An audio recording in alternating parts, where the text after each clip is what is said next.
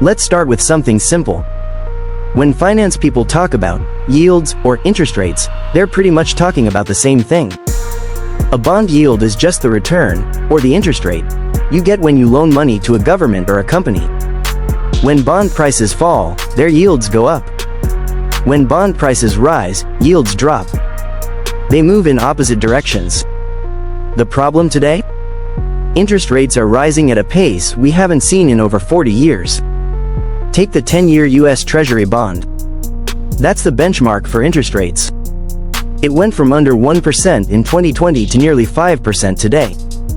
That's a massive jump, and it's putting serious pressure on banks, governments, and big institutions. So why are rates rising so fast? Investor confidence is falling. Here's the real reason. Investors are starting to lose confidence in the government's ability to pay back its debts.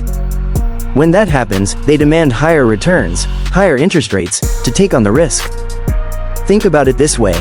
If you're lending money to someone and you're not totally sure they'll pay you back, wouldn't you want a higher return for that risk? That's why rising yields are often an early warning sign that trouble is on the horizon. And right now, those yields are going up not just in Japan, but here in the US too. The bigger picture. Lyn Alden's research. To understand how we got into this mess, I want to share some insights from economist Lyn Alden. She wrote a great book called Broken Money, and I highly recommend it if you're into this stuff. Here's the first chart that tells the story. It shows unemployment rates in red and government deficits in blue. Normally, when unemployment is low, deficits shrink, because more people are working, paying taxes, and the government doesn't need to spend as much on support. When a recession hits and jobs are lost, deficits go up as the government steps in to help. But starting in 2017, something weird happened. Unemployment stayed low, but deficits started rising fast anyway. That's a big red flag. Today, we're running deficits as if we were in a deep recession, even though employment numbers are strong. In other words, we're borrowing like we're in a crisis, even though we're technically not. And the more we borrow, the more bonds we need to issue. And the more nervous investors get. As we said before, when investors get nervous, they want higher interest. That drives up rates. Higher rates make bond values drop. And that's the trap we're in. The gold connection. The next big insight comes from a chart comparing real interest rates to gold prices. Real interest rate equals bond yield minus inflation. Historically, when real rates are high, people love bonds. They get a real return above inflation. But when real rates fall near zero or even turn negative, people move their money elsewhere. For decades, gold prices moved closely with real interest rates. But in 2022 and 2023, that pattern broke. Now gold is rising even as real interest rates rise. That means investors aren't rushing back to bonds. They're moving into assets that can't be printed or inflated away. It's a sign that global investors are starting to lose faith in the current system. Public versus private debt. Last chart. It compares public and private debt growth.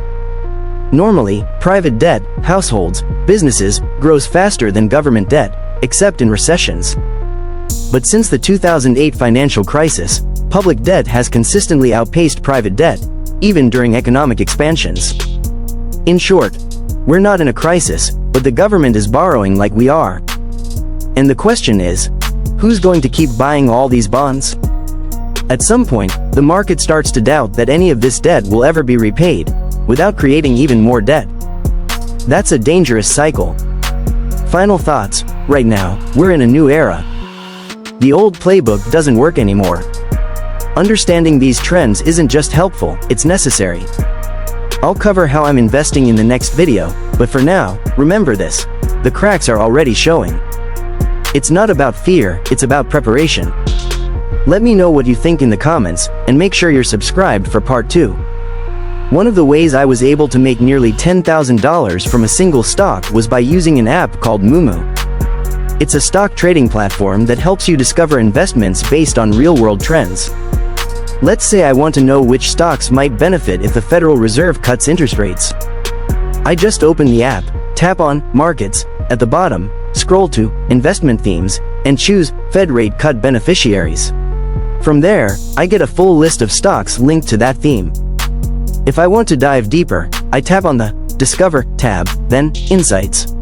That section shows me key news and updates based on what I already own, like Bitcoin hitting all-time highs, or Berkshire Hathaway's latest buys in Q1 2025. Another cool feature, from the same Markets tab, I can click on Institutional Tracker. That shows me what big money investors are doing, what they're buying, holding, and selling the most. And because the market moves quickly, Moomoo gives me access to pre-market and after-hours trading. That way, I can act on breaking news or earnings reports as soon as they drop.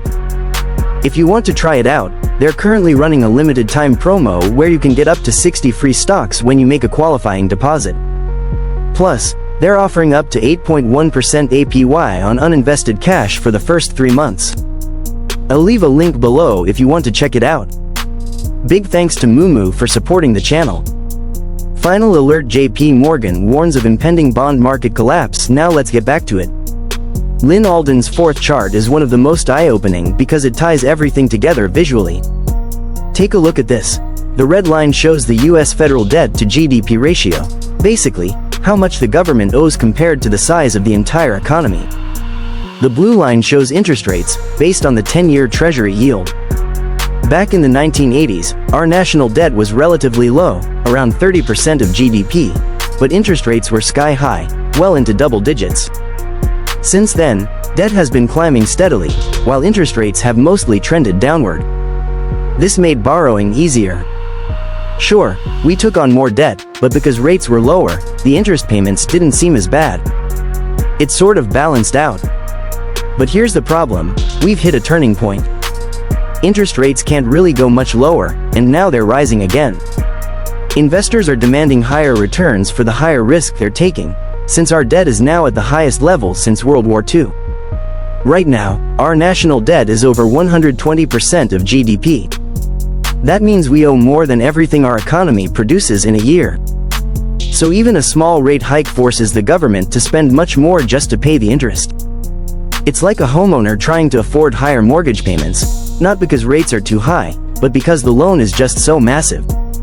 People often say, well, back in my day, I had a 15% mortgage and I still bought a house. But back then, home prices were dirt cheap.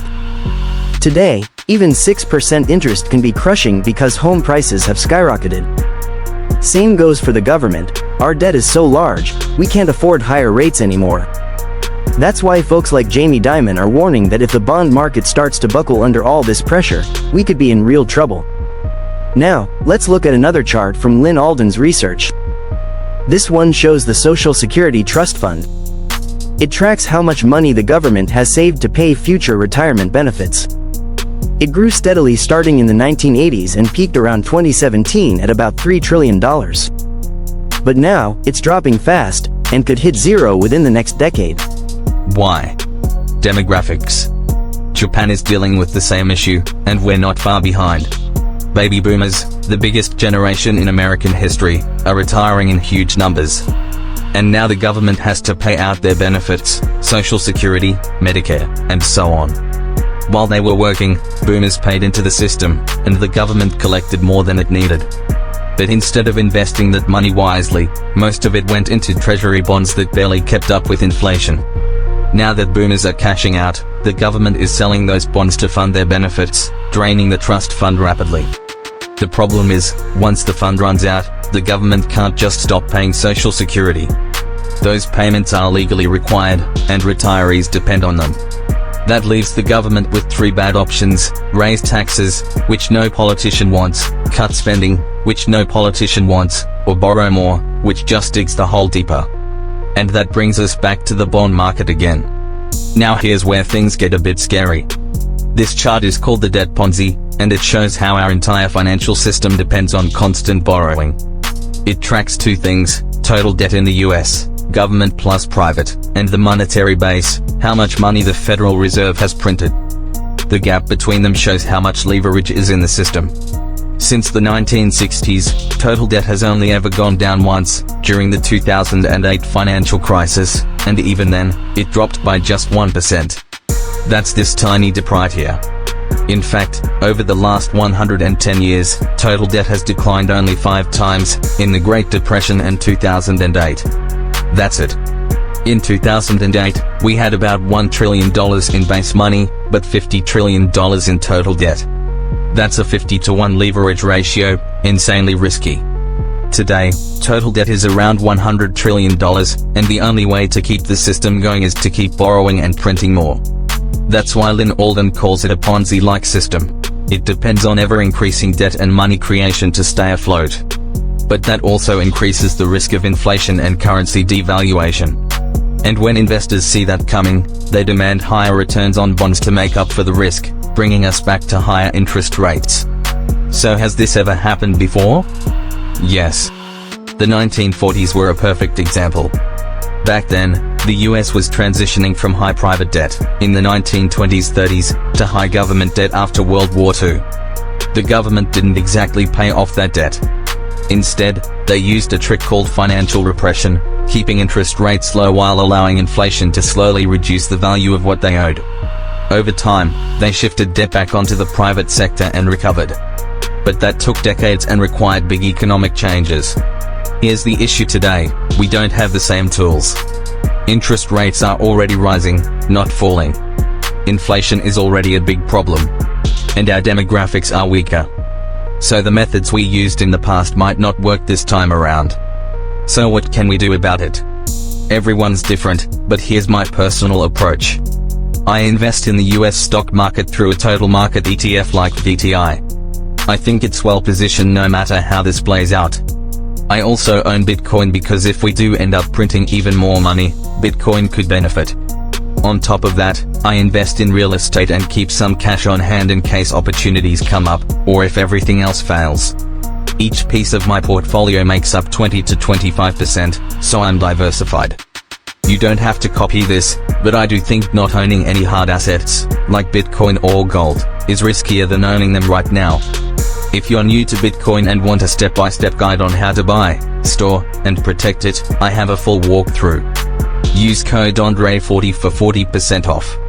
As always, thanks for watching. Let me know what you think in the comments. Don't forget to like and subscribe, and I'll see you in the next one. Take care. Make sure you subscribe Finance Flicks Hub.